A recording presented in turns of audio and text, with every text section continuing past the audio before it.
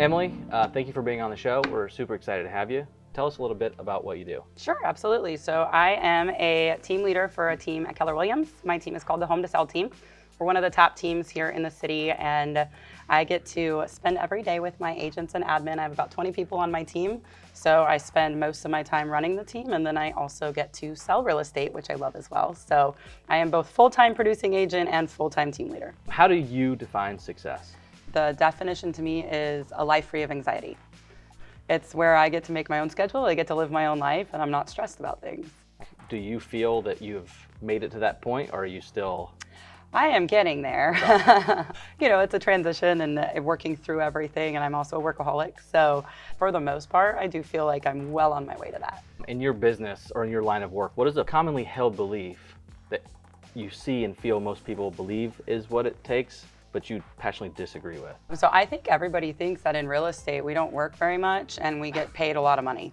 And I think a lot of people get into the industry thinking that they're gonna make a lot of money and not work really hard. And I don't have a 9 to 5, I don't have a 9 to 6. I am a 7 a.m. to midnight. Every realtor I've ever known who's successful was a workaholic. Yeah. Is there a point that you felt like all this I've been doing, all this I've worked for, like I've made it, or I'm at a point where I feel good about where I've got? Was there a point that you felt like I'm successful? I am successful. I have been successful, Sure. but I almost feel like I'm an imposter. I think there's like an imposter syndrome, right? Like you wake up in the morning and I'm like, how am I here right now? Like Right. how is this happening? How is my day-to-day going as well as it is? But I still like wake up every day going, is this really my life? Like, am I really in this place? Have I made it? Just keep grinding. What do I do at this stage? Is there anything that you ever tried that didn't work that actually helped you get where you are? So real estate, right? Like our biggest thing is prospecting, lead generation. The more people you talk to, the more business you're gonna get. It's a numbers game. I go to these conferences and I teach agents. I have 20 agents on my team and I'm telling them the same thing. Call. For me, that does not work. And so it's one of those things where I'm like, that's what I'm preaching to people and I'm telling people that's how you do business. But the reality of it is, like, I tried it for years. I tried hammering the phones, I tried buying leads, I tried calling leads, and that just was not my way of doing business. Sure. And I think, to the question earlier with success and when you feel like you made it is when I got to the point that I realized, oh, me and the phones is not a good match. So Right. How can I build my business another way? And coming into it knowing, you know what, I am actually good at what I do. And so for me, it became networking and socializing. So as long as I can be in front of a person and build rapport with someone face to face, I can get a new client. I can build that relationship. And it took me trial and erroring to get to the point where I realized, oh no, this is what I'm good at. I'm good over here and I'm terrible at these things over here. So for you, it's networking, it's events, it's talking, it's meeting people. Was there ever a point where you thought, you know what, this is too much. I'm gonna go work 9 to 5, clock in somebody else's watch, not mine. Did you ever feel like that? Oh yes. Yeah. Like there's still days where I have that feeling, but I'm done. Yeah, I am done. Yeah. No, I mean, just recently, it was like 2 years ago, I think, that I just had this mental breakdown where I was like, do I really wanna do this? Can't I just go sit in an office somewhere and run a company or do something and clock in, clock out and call it a day? But it's no different than a relationship, right? Like, your marriage isn't always happiness, right? Yeah, right? Right, always. Sunshine and rainbows. You're never... Just look at my social media. There's always ebbs and flows to any relationship, and you have to take the good, you take the bad, and you have to work through it. It's the same thing with work. I mean, there's days where I love real estate, and there's days where I want to jump off a bridge. And I have to take the good ones with the bad ones and learn from the things that I don't like to help me better myself in the rest of it. So was there ever a goal that you had? You said, I'm here, this is what I want, and when I'm there, I'll be content, that got you to where you are now? So right now, our goal is getting my company to a profit of $1 million. That is the number that we look at. Every month, we have to profit $83,333 to hit that goal. But then once I get to that goal, then they'll be, okay, then now it's $2 million.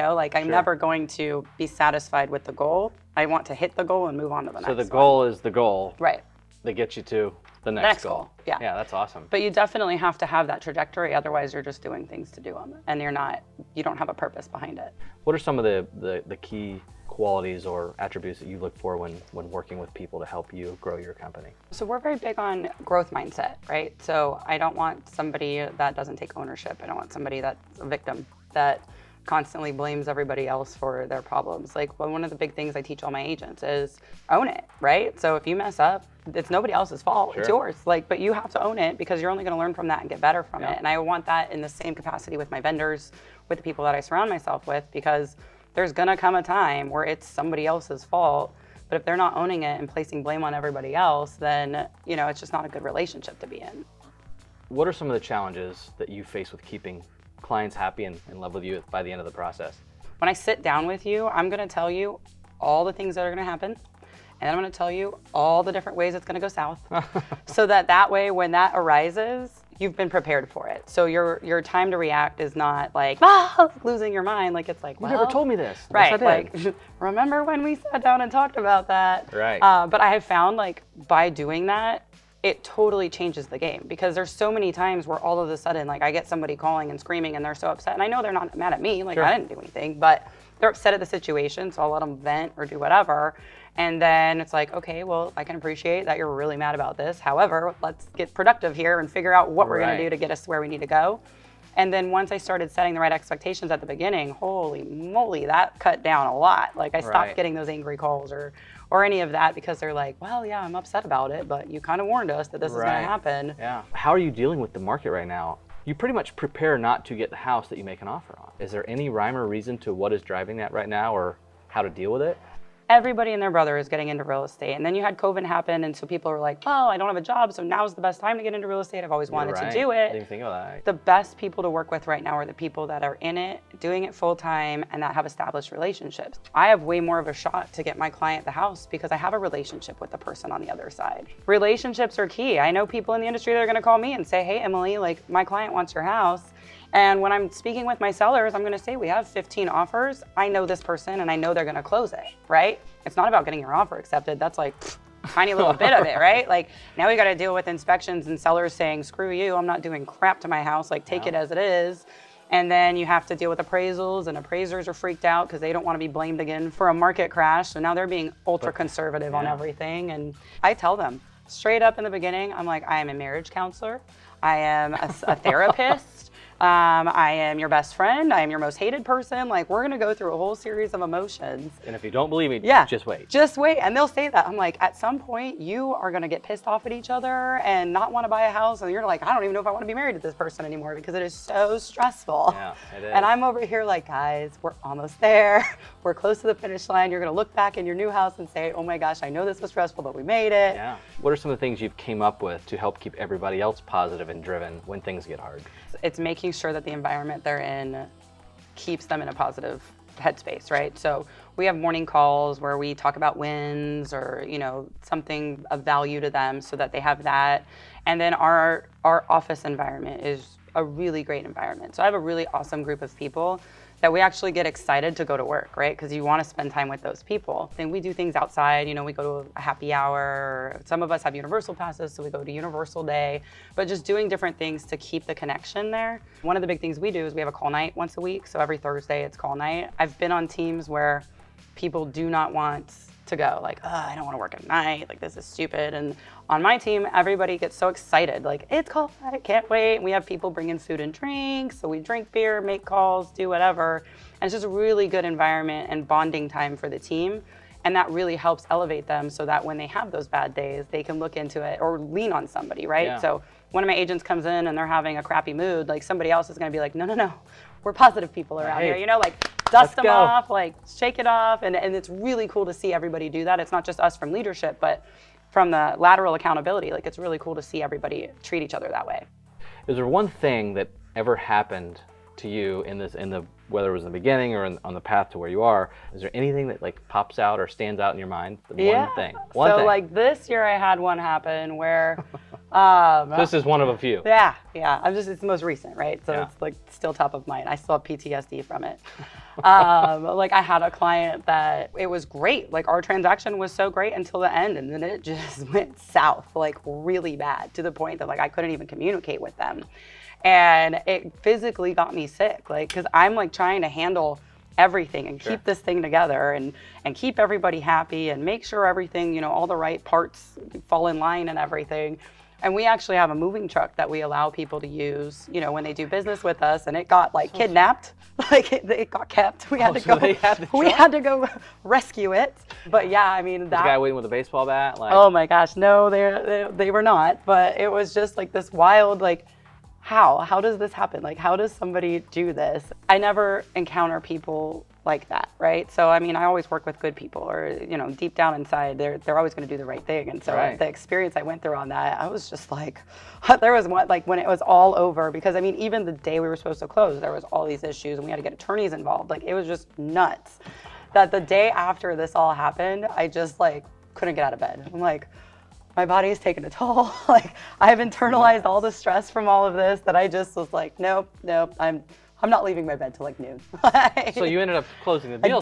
I did end up closing that deal. But yeah, that one was like, wow. Like that was one of those, why do I do this? Like, why am I in this field? If you didn't do what you do now, what's something else you could see yourself doing? So running joke that I always make is, if money was no object and I could just do anything, I would 1000% be a Jungle Cruise boat driver. It was funny, I was in Vegas this last weekend and I saw one of the double-decker buses, and I'm like, oh my God, I would rock at that. Like, and on your right, everybody. Like, or like in California with the movie stars and everything. Yeah. Like, that would be fun. Oh, that's hilarious. If there's one piece of advice that you could leave us with today, somebody who is working towards their goals, working towards their success, what's something you could leave us with that may help somebody, or some advice that you would give? If you're a professional athlete, you practice. You don't just show up on game day and perform. I mean, you spend the entire week practicing to get there. So whether it's in real estate and you need to practice your scripts, or practice your conversations, or practice your presentations, or if you're a barista at Starbucks, you got to practice how to make that coffee cup, you know, like everything you do requires some level of skill, and you don't just automatically be great at it. Like, to get there, you have to practice over and over and over again. And I think that's one thing in any industry that people forget. Yep. They just think, I'm going to show up, I'm going to do my thing, I'm going to leave, and then all of a sudden I'm going to wake up better because of it. But in order to achieve that greatness, like, you have to spend the additional time practicing and honing your skill in order to get better at it. Yeah, and you see people get comfortable, but then there's somebody else who may be practicing that greatness or have that drive that now you know, could surpass you because of that you're not doing anymore. Well, and the other thing too is get a coach. I mean, every industry, there is somebody out there that can coach and mentor. It's not necessarily that they're better at it than you, or they're even as experienced as you are at it, but they know how to guide and coach you. Nobody's better than Michael Jordan, but he had a coach who coached him, right? True. So they brought out the good. Correct. In what he had. So I think that's one thing, and real estate specifically, like, it's a big thing talked about, always like, get a coach, get a coach, get a coach. But at any industry, you can get a coach. And because it's not about the actual practice of your industry, it's about the practice of business. Well, Emily, thanks so much for being on the show with us, and it was a pleasure having you on. Yeah, thank you so much for having me. This was awesome. Thank you.